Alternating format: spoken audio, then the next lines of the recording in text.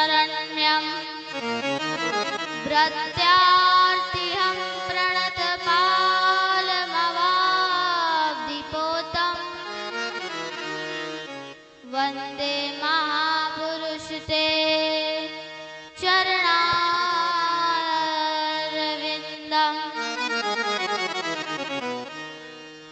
आज मैं आप सभी को बताने वाला हूँ कि राम नाम से ही हमारी सद्गति होती है। रामम बिना का गति। श्रीमद् वाल्मीकि रामायण में एक बात कही गई है, रामम बिना का गति।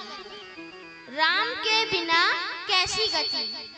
भगवान राम के बिना हमारी गति नहीं हो सकती। जो ये दो अक्षर का छोटा सा शब्द है, रा और मा, ये कोई ऐसा वैसा शब्द नहीं है। ये हमें इस संसार से तारने वाला है। ये हमारे उत्थान के लिए है। राम नाम से ही हमारी गति होती है। राम नाम से ही क्यों? और भी तो अन्य साधन है, क्योंकि राम नाम से ही इसलिए, राम नाम ही इस जगत में, इस कलिकाल में सबसे ज्यादा पूजनीय है। 4 युग होते हैं, सतयुग, त्रेता युग, द्वापर युग और कलयुग। तो सतयुग के लोग ध्यान करके भगवान को पाते थे। त्रेता काल के लोग यज्ञ करके, और द्वापर काल के लोग परिचर्या करके यानी सेवा करके।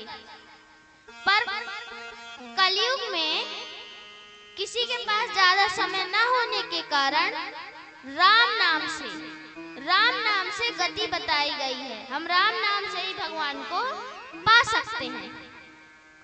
गोस्वामी तुलसीदास जी कहते हैं, एहि कलिकाल न साधन दूजा, जोग यज्ञ जप तप व्रत पूजा।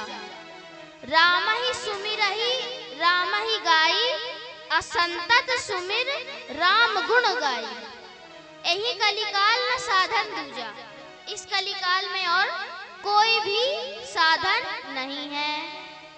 जोग यज्ञ जप तप व्रत पूजा। जोग यज्ञ, हम चाहे जितना जोग कर लें, योग कर लें, तपस्या कर लें, जप कर लें, तप कर लें, व्रत कर लें, पूजा कर लें, वो फल देते हैं, लेकिन उतना फल नहीं देते जितना राम नाम देता है। राम नामैव नामैव नामैव मम जीवनम। राम नाम ही मेरा जीवन है। कलौ नास्त्यैव नास्त्यैव नास्त्यैव गतिरन्यथा। इस कलयुग में और कोई भी ऐसा साधन नहीं है जो राम नाम के अलावा हमारा जीवन आगे कर सके। एक बार की बात है, एक आदमी था, वो कभी भी भगवान, उसने अपने जीवन में आज तक भगवान का नाम नहीं लिया था। तो एक बार उसके घर में संत जी आए। संत जी ने बोला, बेटा तुम अच्छे काम तो करते नहीं हो, एक काम करो, जो मैं बोल रहा हूँ उसे करो। वो कहता है, क्या काम करूं? तो संत जी कहते हैं, तुम एक बार राम बोल दो, राम नाम एक बार ले लो। तो उस व्यक्ति ने कहा, मैं सब कुछ करने को तैयार हूं, लेकिन जो चीज आप बोल रहे हैं मैं वो नहीं करूंगा। संत जी ने बार बार सोचा, इससे राम नाम तो बुलवाना ही पड़ेगा। नहीं बोला तो उसको धक्का दिया, उसकी छाती में चढ़ गए। कहते हैं, राम नाम ले गए नहीं। वो बोला कि एक बार बोल ही लेता हूँ, कुछ ज्यादा तो मेरा बिगड़ नहीं जाएगा। बोल दिया उसने राम। संत जी कहते हैं, बेटा तुम्हारा कल्याण हो, मेरी एक और बात मानो। तो व्यक्ति कहता है, अब क्या बात मानूं? आपने वैसे ही मेरा छाती में चढ़ के कल्याण कर दिया है। तो संत जी कहते हैं कि जब तुम मर जाओगे और जब तुम नरक जाओगे, तुम्हारे कर्म ही ऐसा बताते हैं। धर्मराज तुम्हें लेने आएंगे, चित्रगुप्त उन्हें बताएंगे तुमने क्या अच्छा काम किया है। तो चित्रगुप्त से जब जब जो भी पूछा जाएगा तुम बस इतना उत्तर देना कि मुझे अपने एक राम नाम का फल चाहिए, एक राम नाम का फल चाहिए। वो कहता है ठीक है। संत जी वहां से चले गए। अब कई साल जब बीत गए, वो व्यक्ति बूढ़ा हुआ, उसकी मृत्यु हो गई। जब वो मर गया, धर्मराज यमराज जी ने चित्रगुप्त से पूछा, बताओ चित्रगुप्त क्या किया है इस व्यक्ति ने, इसकी फाइल पढ़ो। अब चित्रगुप्त कहते हैं इसकी कुंडली में कुछ अच्छी चीजें हैं ही नहीं, पूरे जीवन इसने गंदे काम किए हैं। धर्मराज कहते हैं अभी एक और मौका है इसके पास, अच्छे से देखो, अच्छे से जांच करो। चित्रगुप्त ने देखा, हाँ एक अच्छा काम मिला है, बस एक तो मिला है। यमराज कहते हैं क्या? वो उसने चित्रगुप्त जी ने बोला कि इसने एक बार राम बोला था, वो भी जब संत जी इसकी छाती में चढ़ गए थे। तो यमराज जी सोचने लगे इसको क्या फल दिया जाए। पहले कहते तुम नरक में जितना पाप कियो वो भुगतो, उसके बाद हम तुमको पुण्य भुगताएंगे। वो आदमी कहता नहीं, और चीजों के लिए आप परमिशन देते नहीं हैं। एक चीज मुझे मिली है कि पहले मैं स्वर्ग जाऊंगा या नरक, तो उसकी तो परमिशन दीजिए।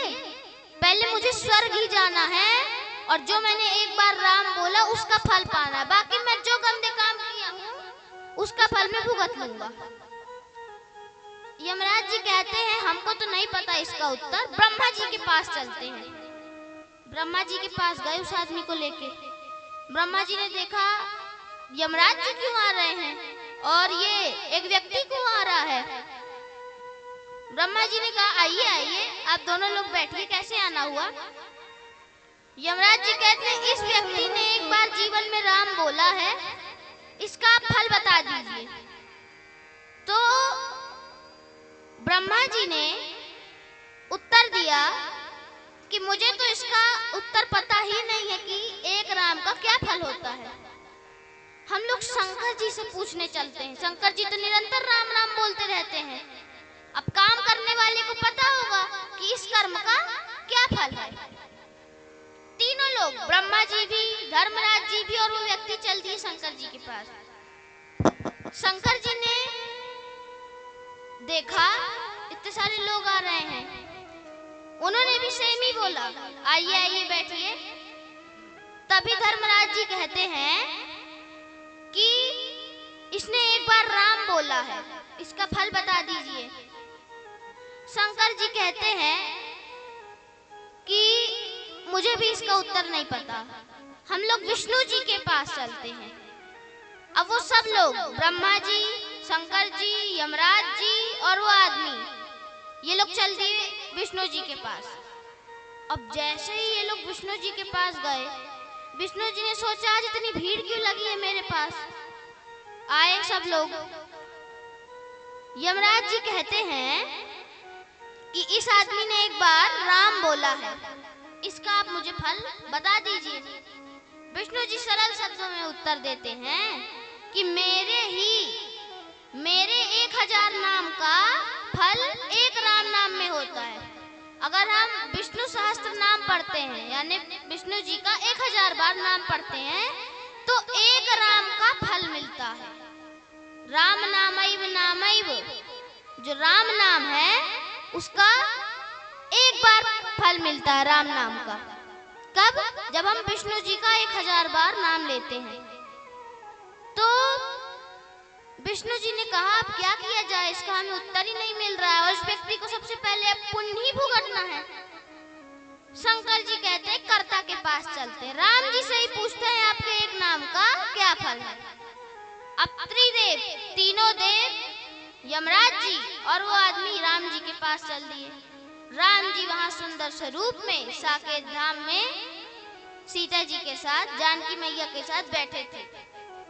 जानकी माता कहती हैं आपने देखा इतने सारे लोग आ रहे हैं, त्रिदेव आ रहे हैं, मृत्यु लोक का व्यक्ति आ रहा है, धर्मराज आ रहे हैं।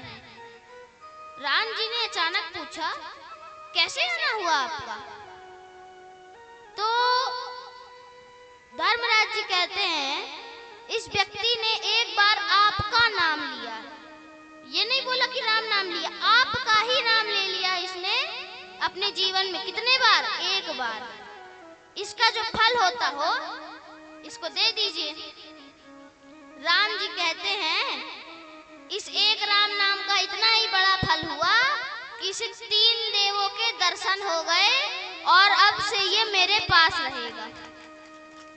अब वो फिर अपने पाप नहीं भुगता, वो राम जी के पास चला गया, राम जी के पास ही वो रहने लगा। तो एक राम नाम का जब इतना बड़ा फल है, तो अगर हम कई बार राम नाम लेंगे, दिन का अगर 108 बार ही राम राम बोलेंगे, तो हमें कितना सारा फल मिल जाएगा। एक राम नाम में अगर हम 3 देवों के दर्शन कर लेंगे, अरे 3 देव को तो छोड़ो, राम जी के पास ही बैठ जाएंगे। तो अगर हम कई बार राम नाम जपे तो हमारी तो गति बन जाएगी। और हमारी ही नहीं, कई लोगों की तो गति बन भी चुकी, कई लोगों की तो गति बन भी चुकी। वो व्याधा जिसने कृष्ण जी के पैरों को हिरण की आंख समझकर तीर मारा था, भगवान ने उसको अपना धाम दे दिया। जिसने उनको मारा, उनके चरणों को मृग की आंख समझकर तीर चला दिया, उसको भगवान ने अपना धाम दे दिया। गज ने आधा नाम पुकारा, जो हाथी था उसको मगरमच्छों ने पकड़ लिया था, मगरमच्छों ने उसको पकड़ा। अब हाथी है, उतना तो ज्ञान नहीं है उसमें, वो आधा ही नाम बोल रहा था, नारायण नहीं, नारा नारा नारा नारा, आधा आधा नाम बोले, आधा नाम बोले। भगवान उसके पास आने लगे। गरुड़ से भगवान ने बोला और तेजी से चलो, ये बेचारा संकट में है। गरुड़ जी तो अपनी फुल स्पीड से चल रहे हैं।